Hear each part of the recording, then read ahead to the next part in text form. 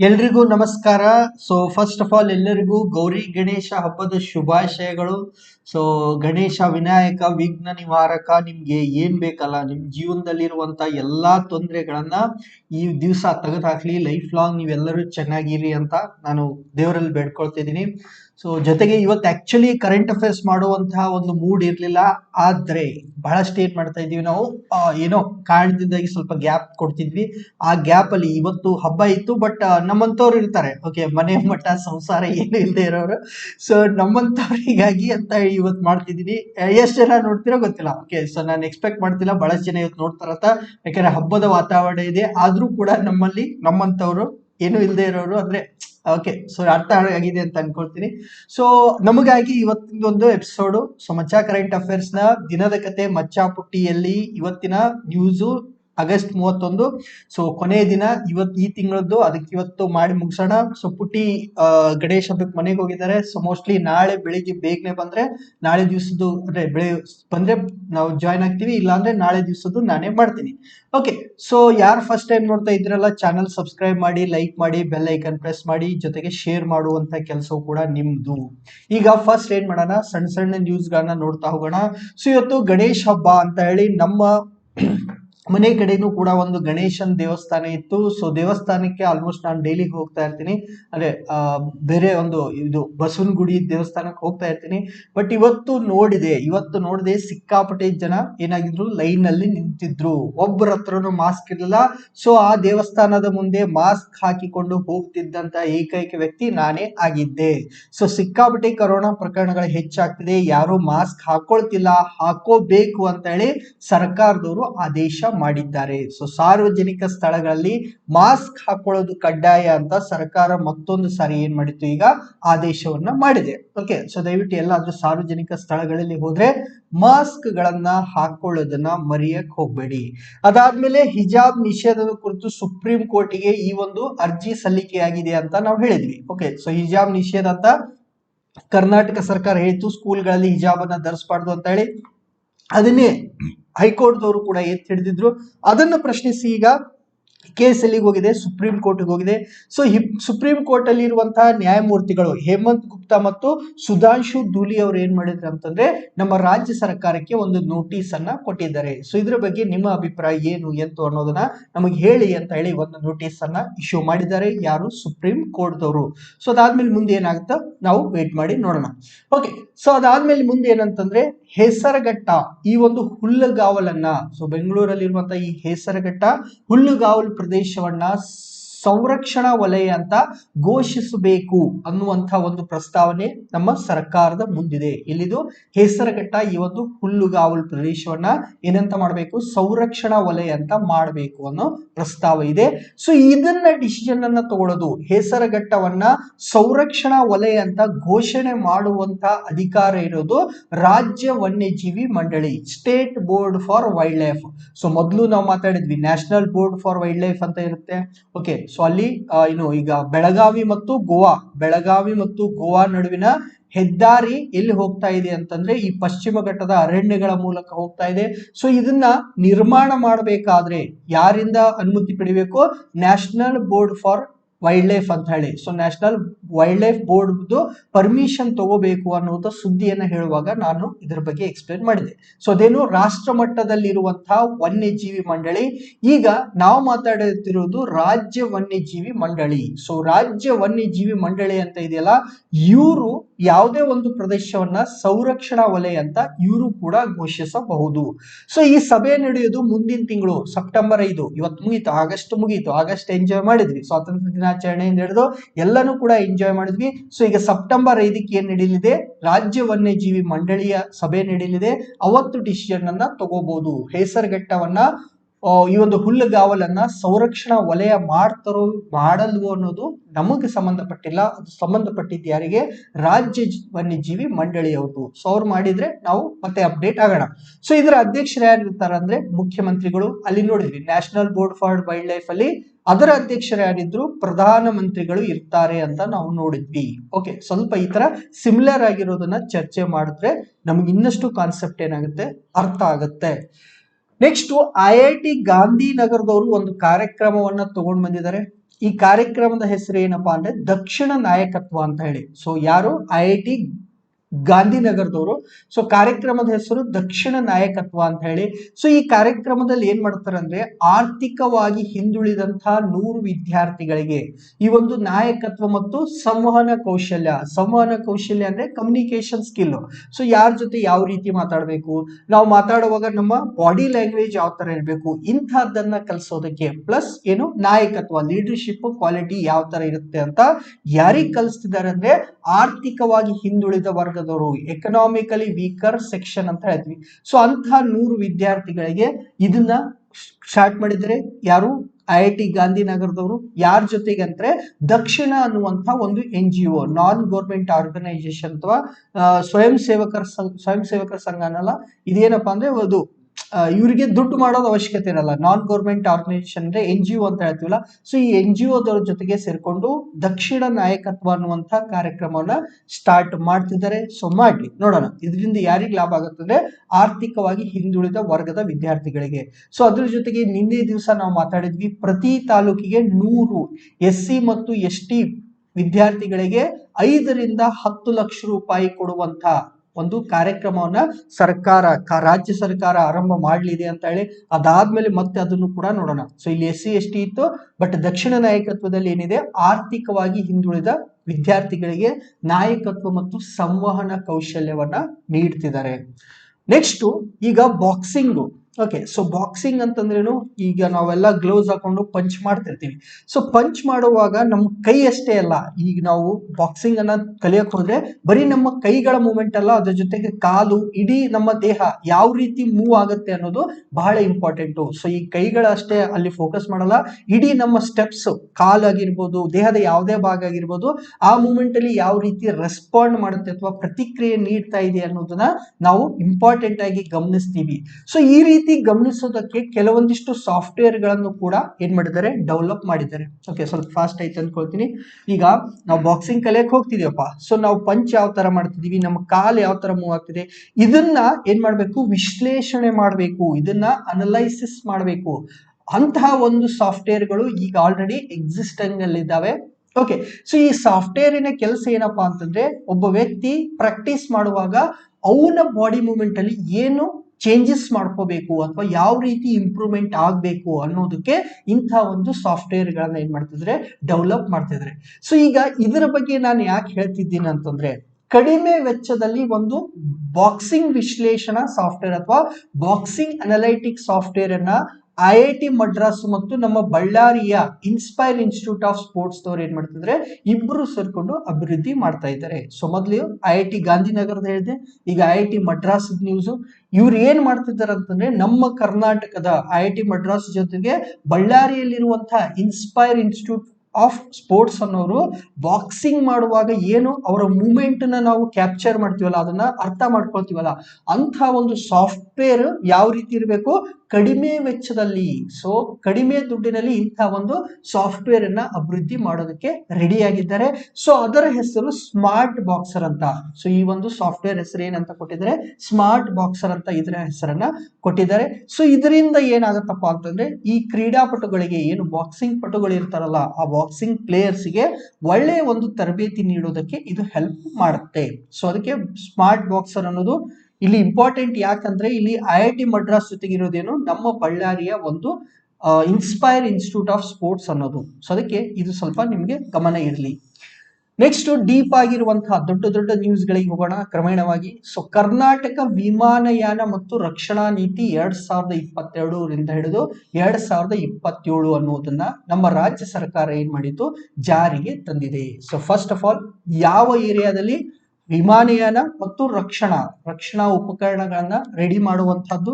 So ಇದರ ನೀತಿ okay, ಮುಂದಿನ 5 ವರ್ಷದಲ್ಲಿ ನಾವೇನ್ ಮಾಡ್ತಿದ್ದೀವಿ? 2022ರಿಂದ ಹಿಡಿದು 2027ರವರೆಗೆ ನಾವೇನು ಮಾಡಲಿದ್ದೀವಿ ಅನ್ನೋದನ್ನ ಕುರಿತು ನಮ್ಮ ಸರ್ಕಾರ ಏನ್ ಮಾಡಿದೆ? ಒಂದು ನೀತಿಯನ್ನ ಜಾರಿಗೆ ತಂದಿದ್ದಾರೆ. ಆಲ್ರೆಡಿ ಇದು ಇಂಪ್ಲಿಮೆಂಟ್ ಆಗಿದೆ. ಸೊ ಏನಿದೆ ಈ 5 ವರ್ಷದಲ್ಲಿ ಅಂತಹದ್ದನ್ನ ನಮ್ಮ ರಾಜ್ಯ ಸರ್ಕಾರ ವಿಮಾನಯಾನ ಮತ್ತು ರಕ್ಷಣಾ ಇಲಾಖೆಯಲ್ಲಿ, ಸೊ ಏವಿಯೇಷನ್ ಮತ್ತು ಡಿಫೆನ್ಸ್ ಅಲ್ಲಿ ನಮ್ಮ ಸರ್ಕಾರ ಏನು ಮಾಡಲು ಹೊರಟಿದೆ ಅಂತಂದ್ರೆ, ನಮ್ಮ ರಾಜ್ಯವನ್ನ ಏನ್ ಮಾಡಬೇಕು, ವಿಮಾನಯಾನ ಮತ್ತು ರಕ್ಷಣಾ ಉಪಕರಣಗಳನ್ನ ಉತ್ಪಾದನೆ ಮಾಡುವ ಒಂದು ಹಬ್ ಆಗಿ ಸ್ಥಾಪನೆ ಮಾಡುವ ಉದ್ದೇಶ ನಮ್ಮ ಸರ್ಕಾರಕ್ಕಿದೆ. ಹಬ್ ಅಂತಂದ್ರೆ ಇಲ್ಲಿ ಎಲ್ಲ ಸಿಗ್ಬೇಕು. ಓಕೆ, ಸೊ ಇಲ್ಲಿ ಈಗ ನಾವು ನೋಡ್ತೀವಲ್ಲ, ಫಾರ್ ಎಕ್ಸಾಂಪಲ್ ಮಾರ್ಕೆಟ್ ಅಲ್ಲಿ ಒಂದ್ ಕಡೆ ಹೋದ್ರೆ ಬರೀ ತರಕಾರಿ ಸಿಗುತ್ತೆ, ಒಂದ್ ಕಡೆ ಬಟ್ಟೆ ಅರಿವಿ ಸಿಗುತ್ತೆ, ಅವು ನಾವು ಹಬ್ ಅಂತ ಅರ್ಥ ಮಾಡ್ಕೋಬಹುದು. ಸೊ ಅದೇ ತರ ಇಲ್ಲಿ ವಿಮಾನಯಾನ ಮತ್ತು ರಕ್ಷಣಾ ಉಪಕರಣಗಳನ್ನ ಉತ್ಪಾದನೆ ಮಾಡುವಂತಹ ಒಂದು ಸೆಂಟರ್ ಅನ್ನ ಮಾಡಬೇಕು ನಮ್ಮ ರಾಜ್ಯವನ್ನ ಅಂತ ನಮ್ಮ ಸರ್ಕಾರ ಇಚ್ಛೆ ವ್ಯಕ್ತಪಡಿಸಿದೆ. ಇದರ ಮೂಲಕ 60,000 ಜನರಿಗೆ ಉದ್ಯೋಗ ಸಿಗಬೇಕು. ಸೊ ಆ ರೀತಿ ನಾವು ಸ್ಟಾರ್ಟ್ ಮಾಡೋದ್ರಿಂದ ಸುಮಾರು 60,000 ಜನರಿಗೆ ಉದ್ಯೋಗವನ್ನ ನೀಡುವಂತಹ ಅಥವಾ ಉದ್ಯೋಗಗಳನ್ನ ಸೃಷ್ಟಿ ಮಾಡೋದು ನಮ್ಮ ಸರ್ಕಾರದ ಉದ್ದೇಶ.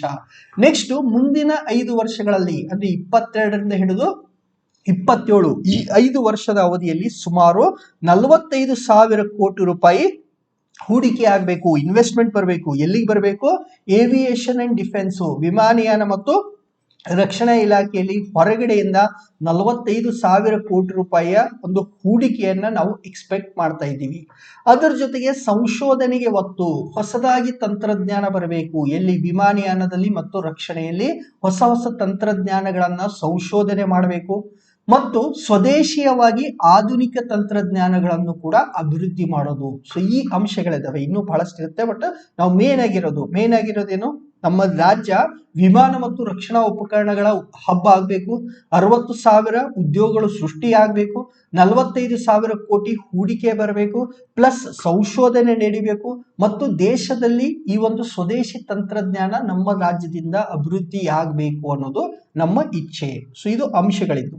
ಸೊ ಇದಾದ್ಮೇಲೆ ಸ್ವಲ್ಪ ನಾವು ಹಿಂದಿಂದನ್ನ ನೋಡಿದ್ರೆ, ನಮ್ಮ ಪಾಸ್ಟ್ ಅನ್ನ ನೋಡಿದ್ರೆ 2013ರಲ್ಲಿ ಇದೇ ತರ ಕರ್ನಾಟಕ ವಿಮಾನಯಾನ ಮತ್ತು ರಕ್ಷಣಾ ನೀತಿ ಅಂತ ಹೇಳಿ ಫಸ್ಟ್ ಟೈಮು ಈ ಒಂದು ಕ್ಷೇತ್ರಕ್ಕೆ, ವಿಮಾನಯಾನ ಮತ್ತು ರಕ್ಷಣಾ ಕ್ಷೇತ್ರಕ್ಕೆ ಸಂಬಂಧಪಟ್ಟಂತಹ ನೀತಿಯನ್ನ ಕೊಟ್ಟ ದೇಶದ ಮೊದಲ ರಾಜ್ಯ ನಮ್ಮ ಕರ್ನಾಟಕ. ಎಸ್ ಕನ್ನಡಿಗರೇ ಖುಷಿಯಾಗಿ. ಸೊ ಏನಪ್ಪಾ ಅಂದ್ರೆ 2013ರಲ್ಲಿ, ಸೊ ಒಂದು 10 ವರ್ಷದ ಹಿಂದೆ ನಾವೇನ್ ಮಾಡಿದ್ವಿ, ದೇಶದಲ್ಲೇ ಮೊದಲ ಬಾರಿ ರಾಜ್ಯ ಮಟ್ಟದಲ್ಲಿ ಒಂದು ವಿಮಾನಯಾನ ಮತ್ತು ರಕ್ಷಣಾ ನೀತಿಯನ್ನ ತಂದಂತಹ ಮೊದಲ ರಾಜ್ಯ ನಮ್ಮ ಕರ್ನಾಟಕ. ಓಕೆ, ಸೊ ಅದ್ರ ಜೊತೆಗೆ ಈ ಒಂದು ಉದ್ಯಮದಲ್ಲಿ ಅಂದ್ರೆ ವಿಮಾನಯಾನ ಮತ್ತು ರಕ್ಷಣಾ ಒಂದು ಉದ್ಯಮದಲ್ಲಿ ನಮ್ಮ ರಾಜ್ಯದ ಪಾಲು 25% ಇದೆ. ಸೊ ದೇಶದಲ್ಲಿ ಏನು ರಕ್ಷಣಾ ಉಪಕರಣಗಳು ಅಥವಾ ವಿಮಾನಯಾನದ ಸಂಬಂಧಪಟ್ಟಿದ ಉತ್ಪಾದನೆ ಇದೆಯಲ್ಲ, ಅದರಲ್ಲಿ ಕಾಲು ಭಾಗ ಅಥವಾ 25% ಬರೋದು ಎಲ್ಲಿಂದ? ಕರ್ನಾಟಕದಿಂದ ಹೈಯೆಸ್ಟ್. ಸೊ ಉಳಿದಿದ್ದೆಲ್ಲ ಮುಕ್ಕಾಲು ಭಾಗ ಬರೋದು ಬೇರೆ ಬೇರೆ ರಾಜ್ಯದಿಂದ. ಅಂದ್ರೆ ನಾವಿಲ್ಲಿ ಲೀಡರ್ಸ್ ಆಗಿಬಿಟ್ಟಿದ್ವಿ. We are undisputed leaders in the field of aviation and defence. So defence related production. So ಈ ರೀತಿಯಾಗಿ ನಮ್ಮ ರಾಜ್ಯ ಏನ್ ಮಾಡಿದೆ ಅಂದ್ರೆ ಒಂದು ಸಾಧನೆಯನ್ನ ಮಾಡಿದೆ. ಸೊ ಅದಕ್ಕೆ ಈ ಒಂದು ನೀತಿ ಬಗ್ಗೆ ನಮಗೆ ಸ್ವಲ್ಪ ಅರಿವಿರಲಿ. ನೆಕ್ಸ್ಟ್ ಈಗೇನು ಅಪರಾಧಗಳು ನಡೆಯುತ್ತಲ್ಲ, ಈಗ ಅಪರಾಧಗಳು ನಡೆಯುತ್ತಿರುವಾಗ ನಾವೇನ್ ಮಾಡ್ತೀವಪ್ಪ ಅಂತಂದ್ರೆ CCTNS ಅಂತ ಒಂದು ಸಾಫ್ಟ್ವೇರ್ ತಗೊಂಡ್ ಬಂದಿದ್ವಿ, crime criminal tracking network system ಅಂತ. ಸೊ ಇದನ್ನ ನೀವು ಓದಿರ್ತೀರ ಅಂತ ಅನ್ಕೊಂಡಿದೀನಿ. ಸೊ ನಮ್ಮ ದೇಶದಲ್ಲಿ ಅಪರಾಧಗಳು ನಡೆದ್ರೆ ಅದನ್ನ ನಾವು ಡಿಜಿಟಲೀಕರಣ ಮಾಡಿ ಆ ಒಂದು ಮಾಹಿತಿ ಎಲ್ಲಾ ಪೊಲೀಸ್ ಸ್ಟೇಷನ್ಗೆ ಸಿಗ್ಲಿ ಅಂತ ಹೇಳಿ CCTNS ಅಂತ, crime and criminal tracking network system ಅಂತ. ಸೊ ಅಪರಾಧ ಮತ್ತು ಅಪರಾಧಿಗಳನ್ನ ಏನು ಹಿಡಿಯುವಂತ ಅವರ ಒಂದು ಜಾಲ ಅಂತ ಹೇಳಿ ನಾವು ಮಾಡಿದ್ವಿ. ಟ್ರ್ಯಾಕಿಂಗ್ ಅಂತಂದ್ರೆ ಅವ್ರನ್ನ ಹಿಂಬಾಲಿಸುವಂತಹ ಒಂದು ಸಂಪರ್ಕ ಜಾಲ ಅಂತ ನಾವು ರೆಡಿ ಮಾಡಿದ್ವಿ. ಇದರಿಂದ ಏನಾಗುತ್ತಂದ್ರೆ ದೇಶದಲ್ಲಿ ಎಷ್ಟು ಅಪರಾಧಗಳು ನಡೆಯುತ್ತಿವೆ ಅನ್ನೋದನ್ನ ಗುರುತಿಸೋದಕ್ಕೆ ಸ್ವಲ್ಪ ಈಸಿ ಆಗುತ್ತೆ. ಸೊ ಈ ರೀತಿಯಾಗಿ ಕಳೆದ ವರ್ಷದಲ್ಲಿ 2021ರಲ್ಲಿ ನಮ್ಮ ದೇಶದಲ್ಲಿ ಆದಂತಹ ಒಂದು ಅಪರಾಧಗಳ ಸಂಖ್ಯೆ ಯಾವ ರೀತಿ ಇತ್ತು, ಹೆಂಗಿತ್ತು, ಓಕೆ, ಸೊ ಏನೇನಾಯ್ತು ಅನ್ನೋದನ್ನ ಕೊಡೋದಕ್ಕೆ ಒಂದು ಸಂಸ್ಥೆ ಇದೆ. ಅದನ್ನ ನಾವೇನಂತ ಹೇಳ್ತೀವಿ, ರಾಷ್ಟ್ರೀಯ ಅಪರಾಧ ದಾಖಲೆಗಳ ದಳ. ಓಕೆ, ಸೊ ದೇಶದಲ್ಲಿ ಆಗುವಂತಹ ಅಪರಾಧಗಳ ಬಗ್ಗೆ ಮಾಹಿತಿಯನ್ನ ಸಂಗ್ರಹಿಸುವಂತ ಒಂದು ಸಂಸ್ಥೆ, ಅದಕ್ಕೆ ರಾಷ್ಟ್ರೀಯ ಅಪರಾಧ ದಾಖಲೆಗಳ ದಳ ಅಥವಾ ನ್ಯಾಷನಲ್ ಕ್ರೈಮ್ ರೆಕಾರ್ಡ್ಸ್ ಬ್ಯೂರೋ ಅಂತ ಕರಿತೀವಿ. ಓಕೆ, ಸೊ ಇವ್ರು ಏನ್ ಮಾಡಿದ್ರು, ಒಂದು ವರದಿಯನ್ನ ಕೊಟ್ರು. 2021 ಸಾಲಿನ ಭಾರತದಲ್ಲಿನ ಅಪರಾಧಗಳ ವರದಿ ಅಂತ. So crimes in India report ಅಂತ ಹೇಳಿ ಇದನ್ನ ಬಿಡುಗಡೆ ಮಾಡಿದ್ರು. ಸೊ ಇದರಿಂದ ಏನಾಗುತ್ತೆ ಅಂದ್ರೆ 2021ರಲ್ಲಿ ಭಾರತದಲ್ಲಿ ಏನೇನೋ ಅಪರಾಧಗಳು ನಡೆದುವು ಅನ್ನೋದನ್ನ ನಾವು ನೋಡಬಹುದು. ಸೊ ಅಪರಾಧಗಳ ಬಗ್ಗೆ ಎಲ್ಲಿಯೂ ಎಕ್ಸಾಮ್ ಅಲ್ಲಿ ಜಾಸ್ತಿ ಕೇಳಲ್ಲ, ಅದಕ್ಕೆ ನಮ್ಗೆ ತಲೆ ಕೆಡಿಸ್ಕೊಳ್ಳೋದು ಬೇಡ. ಬಟ್ ಏನಂತಾರೆ, ನಮ್ಗೆ ಇದು ಗೊತ್ತಿರಬೇಕು, ನ್ಯಾಷನಲ್ ಕ್ರೈಮ್ ರೆಕಾರ್ಡ್ಸ್ ಬ್ಯೂರೋ ಅಥವಾ ರಾಷ್ಟ್ರೀಯ ಅಪರಾಧ ದಾಖಲೆಗಳ ದಳ ಅಂದ್ರೆ ಏನು ಅಂತ.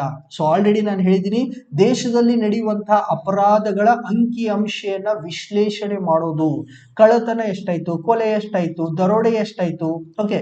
ಸೊ ಈ ರೀತಿಯಾಗಿ ಸುಮ್ನೆ ಕ್ರೈಮ್ ಏನೇನಾಯ್ತು, ಓಕೆ, ಜೇಬುಗಳರು ಎಷ್ಟಿದ್ರು, ಈ ತರ ಇವುಗಳನ್ನ ಸಂಗ್ರಹ ಮಾಡಬೇಕು, ವಿಶ್ಲೇಷಣೆ ಮಾಡಬೇಕು. ಎಲ್ಲಿ ಅಪರಾಧ ಜಾಸ್ತಿ ಆಗ್ತಿದೆ, ಯಾಕೆ ಆಗ್ತಿದೆ ಅನ್ನೋದನ್ನೆಲ್ಲ ಮಾಡೋದಕ್ಕೆ ನಾವು ಏನ್ ಮಾಡಿದ್ವಿ, ರಾಷ್ಟ್ರೀಯ ಅಪರಾಧ ದಾಖಲೆಗಳ ಒಂದು ದಳ ಅಥವಾ ನ್ಯಾಷನಲ್ ಕ್ರೈಮ್ ರೆಕಾರ್ಡ್ಸ್ ಬ್ಯೂರೋ ಅನ್ನೋದನ್ನ ನಾವು ಸ್ಥಾಪನೆ ಮಾಡಿದ್ವಿ. ಸೊ ಇವ್ರು ಕೆಲಸ ಮಾಡೋದು ಹೋಮ್ ಮಿನಿಸ್ಟ್ರಿ ಕೆಳಗಡೆ, ಅಂದ್ರೆ ಸೆಂಟ್ರಲ್ ಹೋಮ್ ಮಿನಿಸ್ಟ್ರಿ, ಕೇಂದ್ರ ಗೃಹ ಸಚಿವಾಲಯದ ಕೆಳಗಡೆ ಕೆಲಸ ಮಾಡುವಂತ ಸಂಸ್ಥೆ. ಇದನ್ನ 1986ರಲ್ಲಿ ಸ್ಥಾಪನೆ ಮಾಡಿದ್ವಿ. ಇದರ ಕೇಂದ್ರ ಕಚೇರಿ ಇರುವುದು ನವದೆಹಲಿಯಲ್ಲಿ. ಸೊ ದೆಹಲಿಯಲ್ಲಿ ಇದರ ಕೇಂದ್ರ ಕಚೇರಿ ಇದೆ. ಯಾರದ್ದು? ನ್ಯಾಷನಲ್ ಕ್ರೈಮ್ ರೆಕಾರ್ಡ್ಸ್ ಬ್ಯೂರೋ ಅಥವಾ ರಾಷ್ಟ್ರೀಯ ಅಪರಾಧಗಳ ದಾಖಲೆಗಳ ದಳದ ಕೇಂದ್ರ ಕಚೇರಿ ನವದೆಹಲಿಯಲ್ಲಿ ಇದೆ. ನೆಕ್ಸ್ಟ್ ಜಾಂಬಿ ಐಸ್ ಅಂತ. ನಾವೆಲ್ಲ ಜಾಂಬಿ ಬಗ್ಗೆ ನೋಡಿದೀವಿ, ಜಾಂಬಿಗಳ ಬಗ್ಗೆ ಸಾವಿರಾರು ಮೂವೀಸ್ಗಳು ಬಂದು. ಈಗ ಜಾಂಬಿ ಐಸ್ ಅನ್ನೋದು ನಮಗೆ ಗೊತ್ತಿರಬೇಕು. ಸೊ ಈ ಬಹಳಷ್ಟು ಕಡೆ ಈ ಡಿಸ್ಕಷನ್ ಆಯ್ತು ಏನಂದ್ರೆ zombie ice. So zombie ice ನಾವ್ ಎಲ್ಲಿ ನೋಡ್ತೀವಿ ಅಂದ್ರೆ ಗ್ರೀನ್ಲ್ಯಾಂಡ್ ಅಲ್ಲಿ ನೋಡ್ತೀವಿ. ಸೊ ಇದ್ರ ಬಗ್ಗೆ ಏನ್ ನ್ಯೂಸ್ ಇದೆ ಅಂತ ಹೇಳ್ತೀವಿ. ಸೊ ಗ್ರೀನ್ಲ್ಯಾಂಡ್ ಅಲ್ಲಿ ಈ ಒಂದು ಜಾಂಬಿ ಐಸ್ ಕರಗುತ್ತಿರುವುದು ನಿಶ್ಚಿತವಾಗಿದೆ. ಅಂದ್ರೆ ಈ ಒಂದು ಐಸು ಕರಗ್ತಾ ಇದೆ.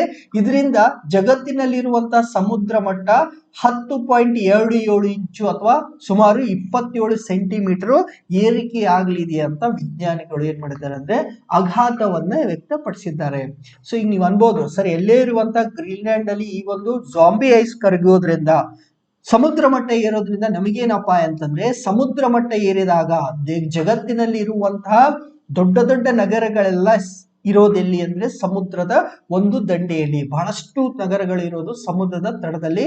ಸೊ ಈಗ ಏನಾದ್ರೂ ಈ ನೀರು ಏರಿಕೆ ಆಯ್ತು, ಸಮುದ್ರ ಮಟ್ಟ ಏರಿಕೆ ಆಯ್ತು ಅಂದ್ರೆ ಆ ನೀರೆಲ್ಲ ಬರೋದಲ್ಲಿ ಭೂಮಿಯ ಮೇಲೆ ಬರೋಕೆ ಸ್ಟಾರ್ಟ್ ಆಗುತ್ತೆ. ಎತ್ತರವಾಗಿರೋ ಪ್ರದೇಶಗಳು ಮಾತ್ರ ಸುರಕ್ಷಿತವಾಗಿರುತ್ತೆ. ಬಟ್ ಈ ತರ ನೀರು, ಸಮುದ್ರದ ನೀರು ಏರಕ್ ಸ್ಟಾರ್ಟ್ ಆದ್ರೆ ಬಹಳಷ್ಟು ಪ್ರಾಬ್ಲಮ್ ಆಗುತ್ತೆ.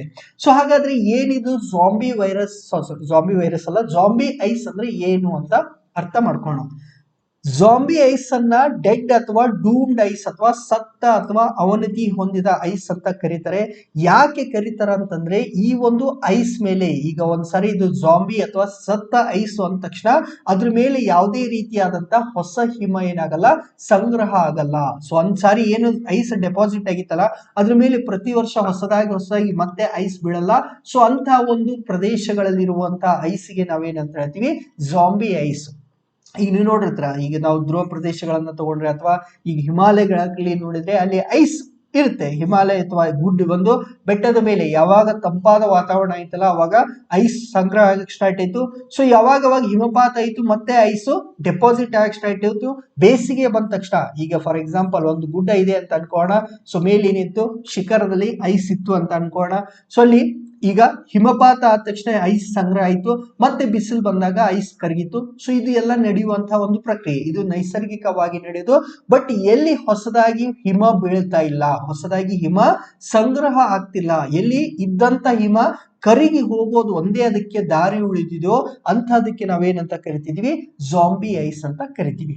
ಸೊ ಇದು ಕರಗೋದು ನಿಶ್ಚಿತ. ಹೀಗಾಗಿ ಸಮುದ್ರದ ಮಟ್ಟ ಏರೋದು ಏನಾಗುತ್ತೆ, ಡೆಫಿನಿಟ್ ಆಗುತ್ತೆ ಅಂತ ಹೇಳ್ತಾರೆ. ಓಕೆ, ಸೊ ಅದಾದ್ಮೇಲೆ ಇನ್ನೊಂದು ನ್ಯೂಸ್ ಏನಪ್ಪಾ ಅಂದ್ರೆ ನೌಕಾಪಡೆಯ ಧ್ವಜ ಅಂತ ಹೇಳಿ. ಸೊ ನಮ್ಮ ನೌಕಾಪಡೆಯವರು ಇಂತಹ ಒಂದು ಧ್ವಜವನ್ನ ಬಳಸ್ತಾ ಇದ್ರು. ಸೊ ಅದನ್ನ ನೇವಲ್ ಎನ್ಸೈನ್ ಅಂತ ಹೇಳ್ತೀವಿ. ಸೊ ನೇವಲ್ ಎನ್ಸೈನ್ ಅಥವಾ ನೌಕಾಪಡೆಯ ಧ್ವಜ ಅಂತ ಕರಿತೀವಿ.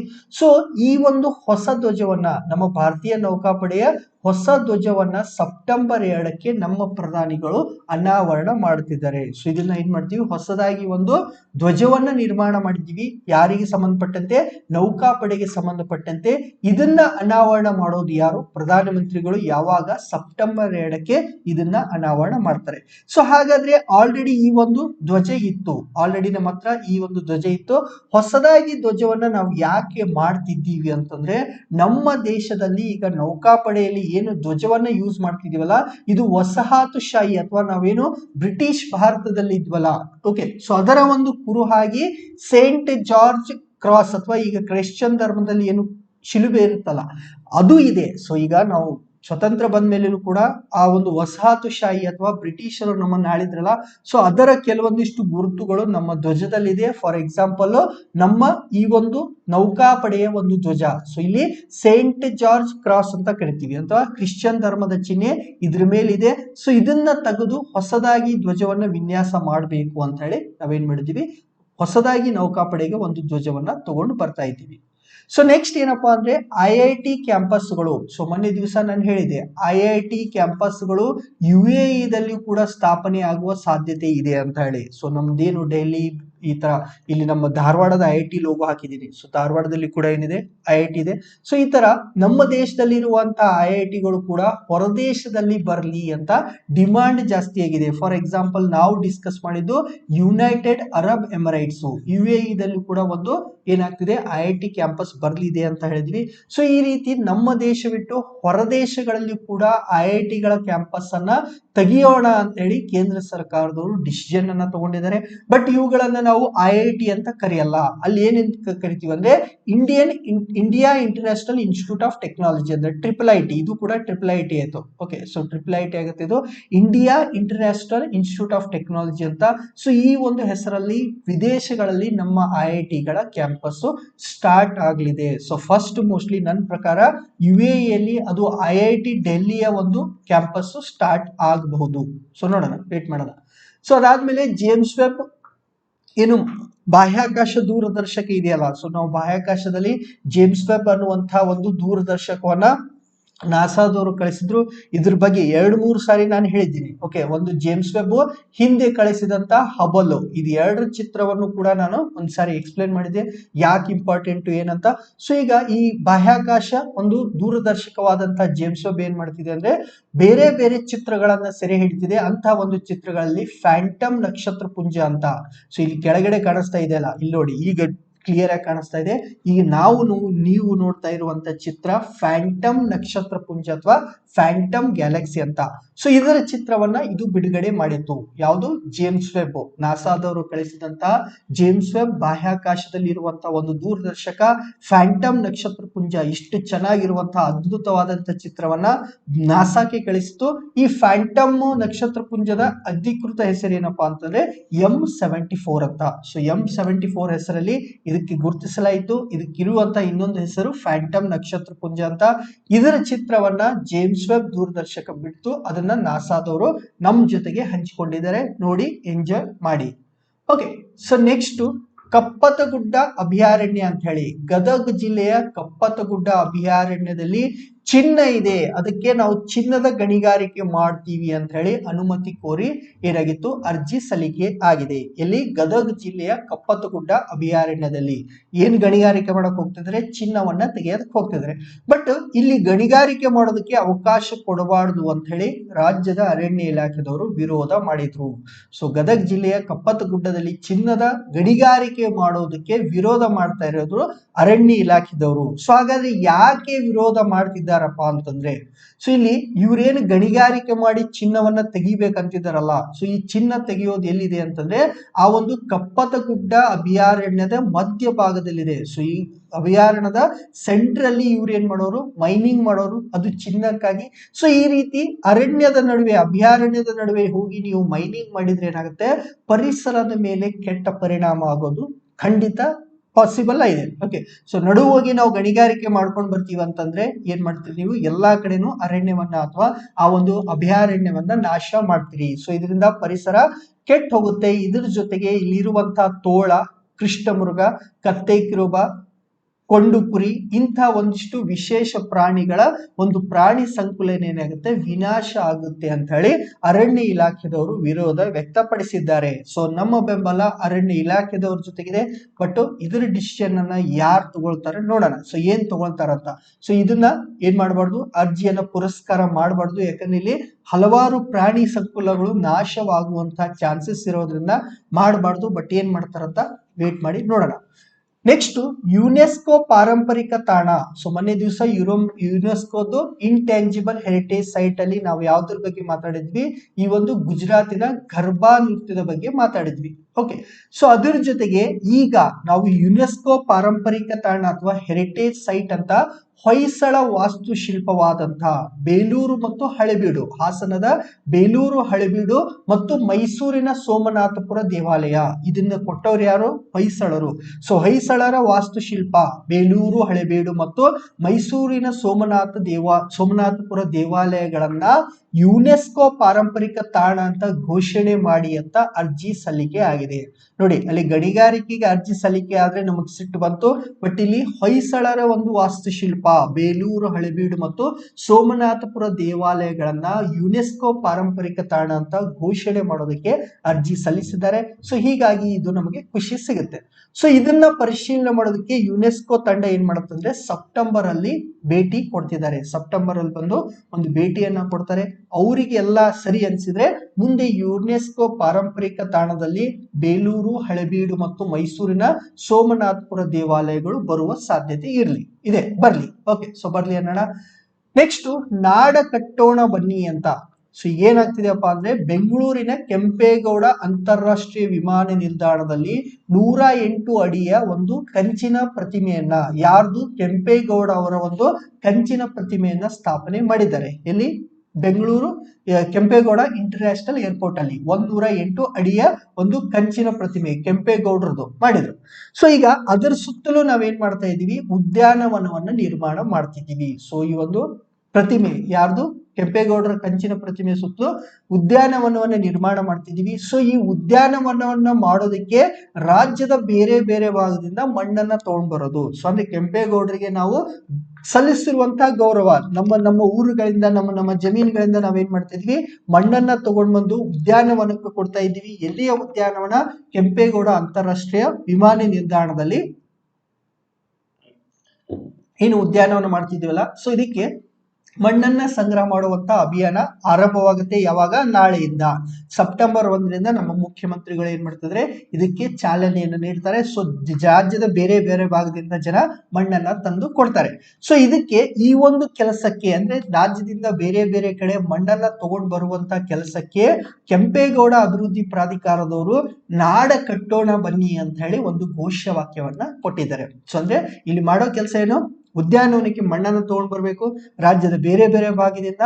ಸೊ ಅದಕ್ಕೊಂದು ಅವರು ಘೋಷವಾಕ್ಯ ಅಥವಾ ಪಂಚ್ಲೈನ್ ಕೊಟ್ರು ಅಥವಾ ಒಂದು ಥೀಮ್ ಕೊಟ್ರು, ಏನಂದ್ರೆ ನಾಡ ಕಟ್ಟೋಣ ಬನ್ನಿ ಅಂತ. ಸೊ ಹಾಗಾದ್ರೆ ನಾಡು ಕಟ್ಟೋಕೆ ನೀವು ಬರಬೇಕು, ನಿಮ್ಮ ಪ್ರದೇಶದಿಂದ ಮಣ್ಣನ್ನ ಸಂಗ್ರಹ ಮಾಡಿ ಎಲ್ಲಿಗೆ ತರಬೇಕು, ಬೆಂಗಳೂರಿನ ಇಂಟರ್ನ್ಯಾಷನಲ್ ಏರ್ಪೋರ್ಟ್ ಅಲ್ಲಿ ಉದ್ಯಾನ ನಿರ್ಮಾಣ ಆಗ್ತಲ್ಲ ಅಲ್ಲಿ ತಂದು ಕೊಡಬೇಕು. ಓಕೆ, ಸೊ ಅದಾದ್ಮೇಲೆ ವಿಶ್ವ ಬ್ಯಾಡ್ಮಿಂಟನ್ ಚಾಂಪಿಯನ್ಶಿಪ್ ಅಲ್ಲಿ ಯಾರ್ಯಾರು ಗೆದ್ರು ಅನ್ನೋದನ್ನ ಸುಮ್ನೆ ಹೇಳ್ಬಿಡ್ತೀನಿ, ನೀವೇನ್ ಮಾಡಿ ಸ್ಕ್ರೀನ್ ಶಾಟ್ ತಗೊಳ್ಳಿ. ಸೊ ಸ್ಕ್ರೀನ್ ಶಾಟ್ ತಗೊಳ್ಳಿ, ಒಂದ್ಸಾರಿ ರಿವಿಷನ್ ಮಾಡಿ, ಯಾಕಂದ್ರೆ ಇವು ಹೆಸರು ನೆನಪಿರಲ್ಲ.